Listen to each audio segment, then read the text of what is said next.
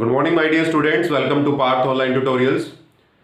My dear students, as you know, we have completed our biology syllabus according to the revised syllabus issued by the CBSE.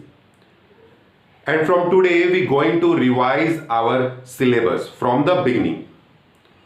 As you know, the first chapter is life process.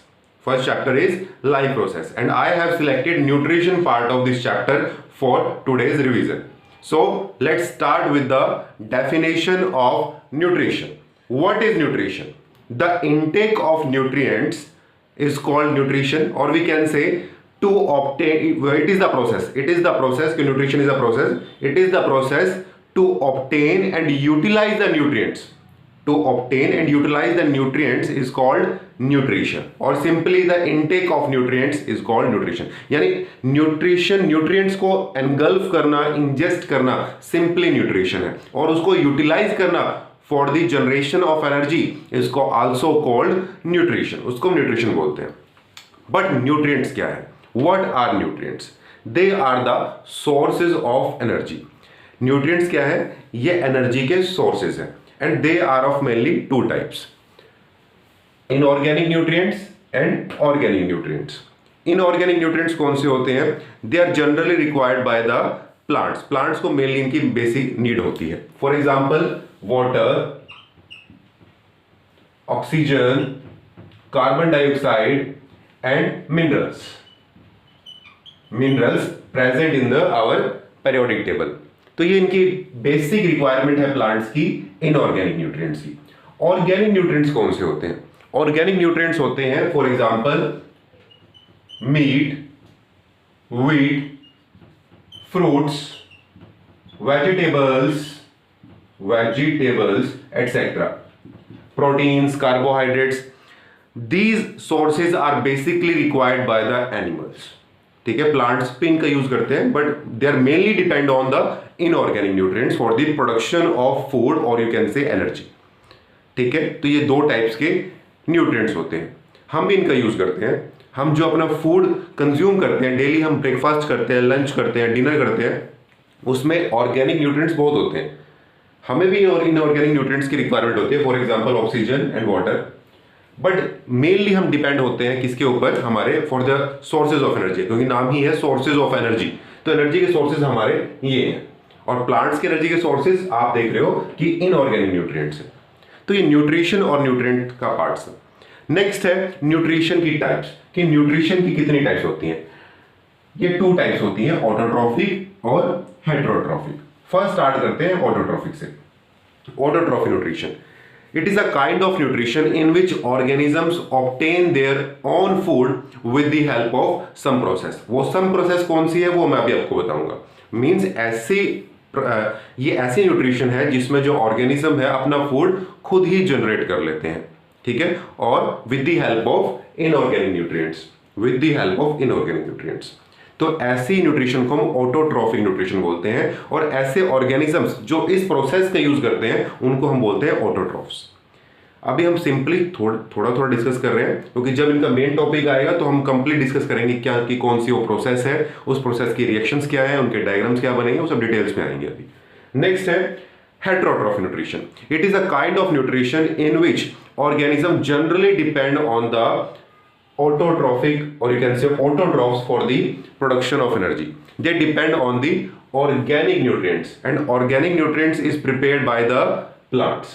ये बनाते कौन है? Wheat कौन बनाता है? Fruits, vegetables, ये कहाँ बनते हैं? ये प्लांट्स बनाते हैं. और प्लांट्स किसका यूज करते हैं? इनऑर्गेनिक न्यूट्रिएंट्स का. So we can say plants use inorganic nutrients to obtain organic nutrients, and then we use organic nutrients for the production of energy. तो हम क्या है? हम हेटेरोट्रॉफिक न्यूट्रिशन है, and we generally depend on autotrophs for the production of energy, और you can say for the sake of food. हमारी जो food का जो सोर्सेज है वो जनरली ऑटोट्रॉफ्स है. ठीक है, ये भी थ्री टाइप्स में डिवाइड होते हैं: सैप्रोफाइटिक, पैरासाइटिक और होलोजोइक. सैप्रोफाइटिक न्यूट्रिशन भी हेटेरोट्रॉफिक न्यूट्रिशन का एक फर्स्ट टाइप है. In this nutrition organisms generally depend on the dead and decaying substance. Dead और डिकेइंग सब्सटेंस के ऊपर सैप्रोफाइट्स डिपेंड होते हैं. ऐसे ऑर्गेनिजम्स जो सैप्रोफाइटिक न्यूट्रिशन का यूज करते हैं उसको हम क्या बोलते हैं, सैप्रोफाइट्स बोलते हैं। क्या बोलते हैं बच्चों, सैप्रोफाइट्स बोलते हैं। For example fungi and bacteria, जो फंगी और बैक्टीरिया है ये दोनों के दोनों ही सैप्रोफाइट्स हैं, यानी ये डेड और डिकेइंग सब्सटेंस के ऊपर सर्वाइव करते हैं, या rotten breads, rotten leaves, rotten tomatoes, उनके ऊपर भी सर्वाइव करते हैं। नेक्स्ट है पैरासाइटिक न्यूट्रिशन। पैरासाइटिक न्यूट्रिशन में जो ऑर्गेनिजम्स हैं वो ऐसे न्यूट्रिशन का यूज करते हैं, हेटेरोट्रॉफिक न्यूट्रिशन का, जिसमें वो होस्ट के ऊपर डिपेंड होते हैं। होस्ट के ऊपर, होस्ट क्या होता है, होस्ट वो ऑर्गेनिज्म होता है जो इन ऑर्गेनिजम्स को, जो पैरासाइटिक न्यूट्रिशन का यूज करते हैं उसको हम क्या बोलते हैं, पैरासाइट्स। तो पैरासाइट्स किसके ऊपर डिपेंड होते हैं, होस्ट के ऊपर। ये भी ऑर्गेनिज्म है, ये भी ऑर्गेनिज्म है, लेकिन ये छोटे ऑर्गेनिज्म है, ये बड़े ऑर्गेनिज्म है। तो इनकी बॉडी के ऊपर सर्वाइव करते हैं, जो उनको बेनिफिट्स प्रोवाइड करते हैं। ऐसे ऑर्गेनिज्म, ऐसे बिग ऑर्गेनिज्म जो छोटे पैरासाइट्स को बेनिफिट्स प्रोवाइड करते हैं, उनको सर्वाइव करने के लिए चांस देते हैं, उनको हम बोलते हैं होस्ट। हम भी होस्ट बन जाते हैं कई बार। जो हमारे स्टमक में वॉर्म्स होते हैं, स्टमक वॉर्म्स, वो हमारे स्मॉल इंटेस्टाइन में रहते हैं और फूड का यूज करते हैं, तो उनके लिए हम क्या है, ह्यूमंस, होस्ट है। और वो क्या है, वॉर्म्स हमारे लिए पैरासाइट्स है। आपके राउंड वॉर्म्स, टेप वॉर्म्स, जितने वॉर्म्स हैं सभी पैरासाइट्स हैं। ठीक है, देखो बिल्कुल क्लियर है हमें कि चाहे सैप्रोफाइट्स हो या पैरासाइट हो, दोनों ऑटोट्रॉफ्स तो नहीं है, अपना खाना खुद नहीं बना रहे हैं, किसी ना किसी के ऊपर डिपेंड है। नेक्स्ट है holozoic. They are generally big organism, they generally big organism like carnivorous, omnivorous, और आपके नेक्स्ट है होलोजोइक। अगर हम होलोजोइक की बात करते हैं तो होलोजोइक में आप क्या, किन ऑर्गेनिज्म को हम होलोजोइक बोलते हैं, हम उन ऑर्गेनिज्म को होलोजोइक बोलते हैं जो बेसिकली इन 5 प्रोसेस को करते हैं, इंजेशन, डाइजेशन, एब्जॉर्प्शन, एसिमिलेशन और इजेशन। ये सीक्वेंस में होते हैं। ठीक है, यानी जो फूड को इंजेस्ट करते हो, फूड को डाइजेस्ट करते हो, यानी उसको ब्रेक करते हो, फिर उस ब्रेक को, जो ब्रोकन फूड है उसको एब्जॉर्ब करते हो अपनी बॉडी में, और उस फूड को एब्जॉर्ब करने के बाद यूटिलाइज भी करते हो, इसको बोलते हैं एसिमिलेशन। ठीक है, उसको यूज भी करते हैं, यू कैन सी नाउ। ठीक है, एसिमिलेशन, उसको यूटिलाइज भी करते हैं। और फिर जो अनडाइजेस्टेड फूड है, जिस फूड का उन्होंने कुछ यूज नहीं किया, उसको बॉडी से थ्रो आउट भी कर देते हैं। ये सब सीक्वेंस में चलता है। तो ऐसे ऑर्गेनिज्म को हम होलोजोइक बोलते हैं। ठीक है, ये थे आपके न्यूट्रिशन के टाइप्स।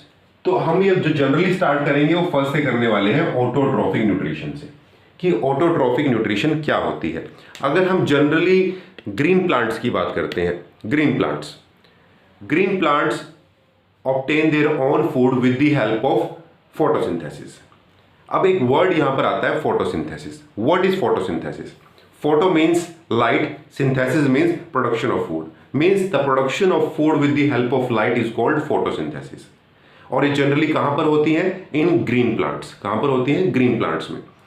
तो जो हमारे प्लांट्स है, green plants all are autotrophic because they produce their own food with the help of light. How? With the help of inorganic nutrients. और वो इनऑर्गेनिक न्यूट्रिएंट्स कौन से हैं आपके? Water and CO2। Plants uses water and CO2 for the production of food and simultaneously they also produce oxygen। वो oxygen की production भी करते हैं।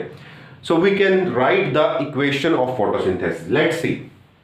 Let's start। 6CO2, आपको भूलनी नहीं है, काफी इंपॉर्टेंट रिएक्शन है ये। 6CO2 plus 12H2O in the presence of sunlight and chlorophyll present in the green plants produce glucose C6H12O6 plus 6 oxygen and 6 water। This is the balanced chemical equation of photosynthesis। What is CO2? Carbon dioxide। What is H2O? Water। What is C6H12O6? This is glucose। What is this? Glucose। What is O2? Oxygen। And what is H2O? Water। Okay, so this is the right equation of photosynthesis। You can see on the left hand side there are raw materials. कौन कौन से raw materials हैं? Raw materials क्या होते हैं? किसी भी चीज की प्रोडक्शन के लिए जो स्टार्टिंग में मटेरियल्स लगते हैं उसको रॉ मटेरियल्स बोलते हैं, जिसकी हेल्प से प्रोडक्ट्स बनते हैं। तो यहां पर जो स्टार्टिंग होती है वो CO2 और H2O की हेल्प से होते हैं, यानी ये दोनों पार्टिसिपेट करते हैं तब जाके आपको ये सब चीजें मिलती हैं। तो जो लेफ्ट हैंड साइड में है हमारे दो मेन रॉ मटेरियल्स हैं, वो है कार्बन डाइऑक्साइड और वाटर। और मिलता क्या है यहां पर आपको? Glucose, oxygen. ग्लूकोज हमारे फूड में यूज होता है, हम जो खाना खाते हैं, हमारी चपाती में, हमारे व्हीट के अंदर, राइस में क्या होता है? कार्बोहाइड्रेट्स होता है। और ऑक्सीजन हमें रेस्पिरेशन के लिए, सर्वाइव करने के लिए भी जरूरत होती है। तो दो बेसिक हमारी जो नेसेसिटी है वो कौन पूरी करती है? फोटोसिंथेसिस पूरी करती है। तो नेक्स्ट क्वेश्चन अराइज होता है कि ये फोटोसिंथेसिस कहां पर होती है? वो अभी हमारा नेक्स्ट टॉपिक है कि site of photosynthesis and mechanism of photosynthesis. ये दो टॉपिक हमें रहते हैं, तो अभी इनको कवर करते हैं। Let's start. So you can see the site of photosynthesis. Site क्या है? क्लोरोप्लास्ट है। क्लोरोप्लास्ट किसका एग्जांपल है? एक सेल ऑर्गेनेली होती है जिसको बोलते हैं प्लास्टिड्स। आपने 9th क्लास में रीड किया था plastids. Plastids are the cell organelles present in the plants and the function of cell organelle is to provide the colors. और उसमें जो ग्रीन कलर प्लास्टिड थे उसको हमने बोला था क्लोरोप्लास्ट। तो जो ग्रीन कलर क्लोरोप्लास्ट है actually these are the sites of photosynthesis. यहां पर होती है फोटोसिंथेसिस। कई बार क्वेश्चन आता है कि ऑर्गन ऑफ फोटोसिंथेसिस, की फोटोसिंथेसिस का ऑर्गन क्या है? तो आंसर है leaf. Leaf is a organ और लीफ के अंदर होते हैं chloroplast, that is the site of photosynthesis. ठीक है, तो ये आप देख सकते हो कि छोटी सी लीफ मैंने बनाई है कि जब हम इसको माइक्रोस्कोप में ऑब्जर्व करते हैं, इसके साइड जो साइड व्यू है वो साइड व्यू कुछ ऐसा नजर आता है। जो अपर स्किन है उसको हम अपर एपिडर्मिस बोलते हैं, जो लोअर स्किन है उसको हम लोअर एपिडर्मिस बोलते हैं। ठीक है ना? और जो बीच का सब्सटेंस है उसको हम बोलते हैं मेसोफिल। जो आप बीच में देख रहे हो पोर्शन, ये है मेसोफिल लेयर। और ये दो पोर्शन से मिलकर बनी होती है, पैलिसेड से और पैरेन्काइमा से। जो पैलिसेड है और पैरेन्काइमा है, आप यहां पर जो डॉट स्ट्रक्चर देख रहे हो, ये वाला structure dotted, actually they are the chloroplast. ये है क्लोरोप्लास्ट। 90% जो क्लोरोप्लास्ट होते हैं वो पैलिसेड में होते हैं और 10% पैरेन्काइमा के अंदर। यहां पर कम होते हैं और इस पोर्शन के अंदर क्लोरोप्लास्ट बहुत ज्यादा होते हैं। और क्लोरोप्लास्ट के अंदर क्या होता है? फोटोसिंथेसिस होती है। अब क्लोरोप्लास्ट को अगर हम मैग्नीफाई करें तो उसका व्यू कैसा आता है? What is the structure of chloroplast? अगर हम किसी एक क्लोरोप्लास्ट को मैग्नीफाई करते हैं तो आप देख सकते हो, जो आप ये नीचे वाला व्यू है, this view, this is chloroplast. ठीक है ना? इस क्लोरोप्लास्ट के अंदर दो चीजें हैं। एक तो है ग्रेना, जो आपको ये दिखाई दे रहे हैं, ये वाले पोर्शन, ये this is grana, the hard part, the solid part. और जो उसके चारों तरफ लिक्विड प्रेजेंट है, इस ग्रेना के चारों तरफ जो लिक्विड प्रेजेंट है उसको हम बोलते हैं स्ट्रोमा। ग्रेना, स्ट्रोमा, दोनों के अपने यूनिक फंक्शन है। वो यूनिक फंक्शंस पता होने से पहले हमें कुछ और चीजों का पता होना बहुत जरूरी है। जैसे कि फोटोसिंथेसिस दो पार्ट से मिलकर बनती है। Photosynthesis consist of two parts, light phase reaction and dark phase reaction. Light phase plus dark phase is equal to photosynthesis. ठीक है ना?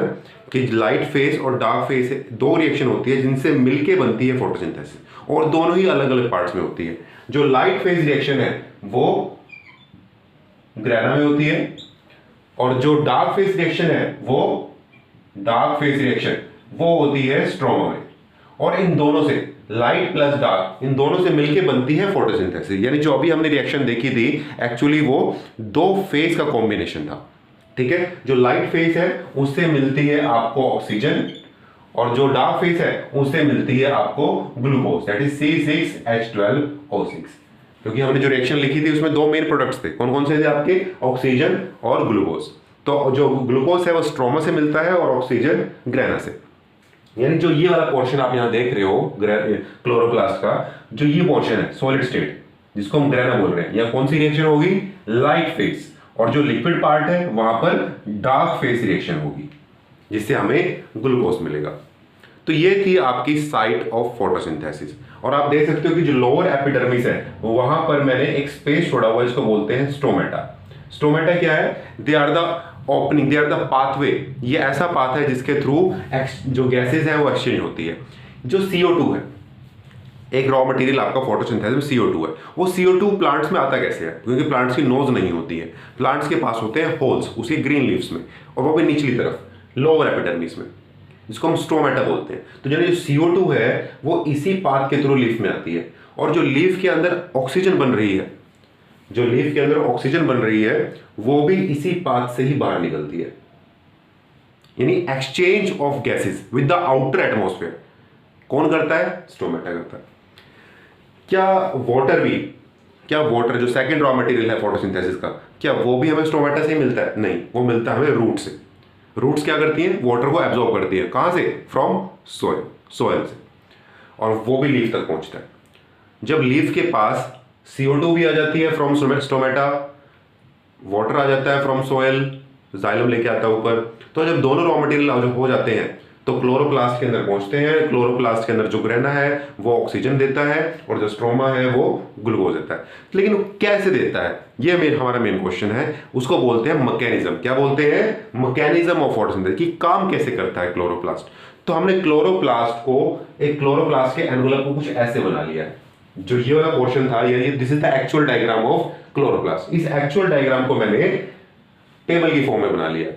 मैंने लेफ्ट हैंड साइड में ग्रेना और राइट हैंड साइड के अंदर मैंने स्ट्रोमा लिखा है, ठीक है ना। तो पहला क्वेश्चन हमारा ग्रेना से रिलेटेड है, जो हमारी पहली क्वेरीज है, हम ग्रेना वाली डिस्कस करते हैं कि ग्रेना में एक्चुअली हो क्या रहा है। ग्रेना में वाटर ब्रेक होता है ऑक्सीजन में। क्या काम हो रहा है? ग्रेना के अंदर क्या होता है कि जो वाटर है, जो रॉ मटेरियल है हमारा वाटर, वो किस में ब्रेक हो जाता है? ऑक्सीजन में, इन दी प्रेजेंस ऑफ लाइट। कि जो लाइट है फ्रॉम द सन, वो कुछ ऐसी कंडीशन क्रिएट करता है लीफ के अंदर। कहां पर? पिगमेंट सिस्टम में। जो क्लोरोप्लास्ट है उसका कलर क्या होता है? ग्रीन। क्यों होता है green? Due to the presence of chlorophyll. तो क्लोरोफिल ऐसी कंडीशन क्रिएट करता है जिससे जो वाटर है वो किस में ब्रेक हो जाता है? ऑक्सीजन में। तो अगर इसकी रिएक्शन होगी तो कुछ ऐसी होगी, H2O break into oxygen plus proton and electrons,